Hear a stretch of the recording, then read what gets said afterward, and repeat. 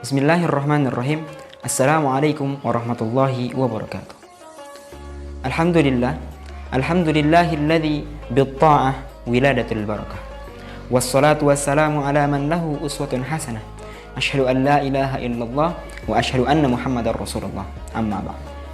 Saudara-saudaraku yang dimuliakan oleh Allah Subhanahu wa taala. Di dalam hidup ini ada suatu hal penting yang perlu kita sama-sama sadari. Yang mayoritas manusia tidak menyadari akan hal itu. Apa hal penting itu? Hal penting itu ialah birrul walidain, berbakti kepada kedua orang tua.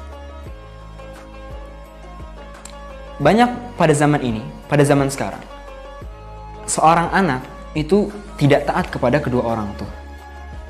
Contohnya, misalkan seorang anak ini ketika berbicara itu lebih besar, suaranya lebih keras daripada orang tua.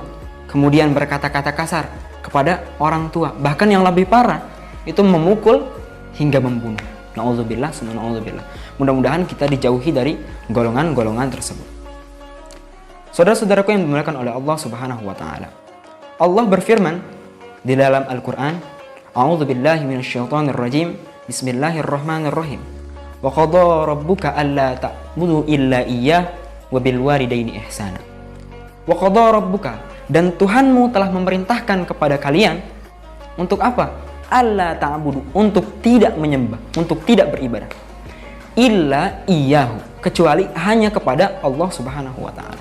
Jadi perintah yang pertama, kita diperintahkan untuk beribadah kepada Allah Subhanahu wa taala. Wa ma khalaqtul jinna wal insa illa liya'budun, dan tidak aku ciptakan manusia dan jin kecuali hanya untuk beribadah. Itu yang pertama. Yang kedua, wabil walidaini ihsana, dan berbuat baik kepada kedua orang tua. Nah, pertanyaannya di sini, sudahkah kita memposisikan umi abi kita, memposisikan ayah bunda kita menjadi seorang yang kita hormati dalam hidup ini? Padahal sudah jelas kunci sukses dunia dan akhirat itu sangat bergantung kepada kedua orang tua.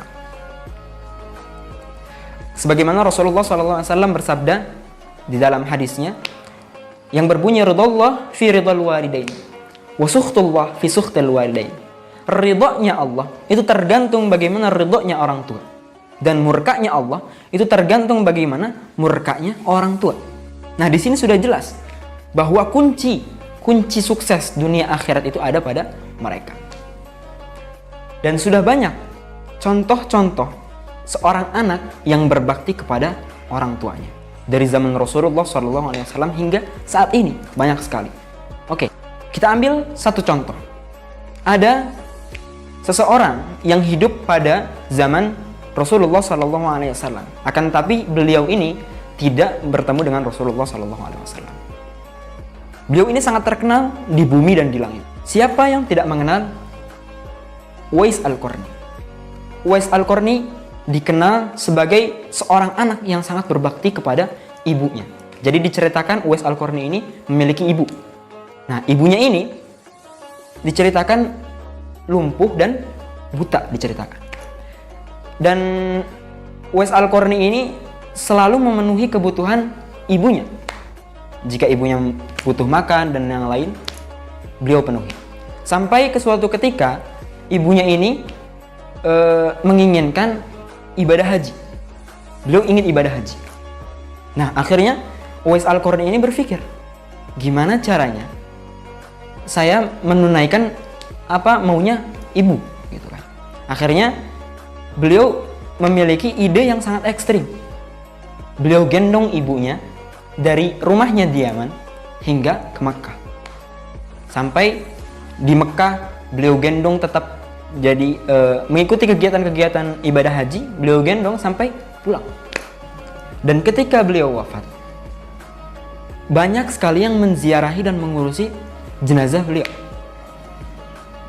Dan sampai orang-orang di sekitarnya itu bingung, dari mana asal orang-orang ini.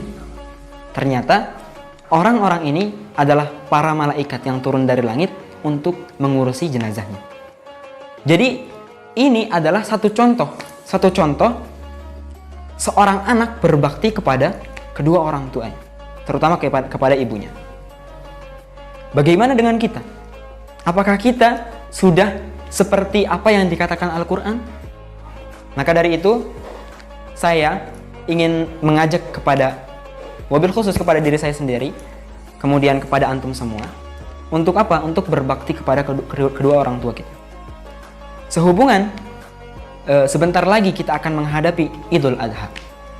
Maka marilah kita jadikan Idul Adha ini sebagai momentum untuk mengevaluasi diri, untuk mengintrospeksi diri. Apakah kita sudah sebagaimana yang dikatakan Al-Quran tadi, atau As-Sunnah, atau belum?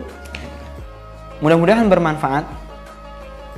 Sekian dari ana, kurang lebihnya mohon maaf. Assalamualaikum warahmatullahi wabarakatuh.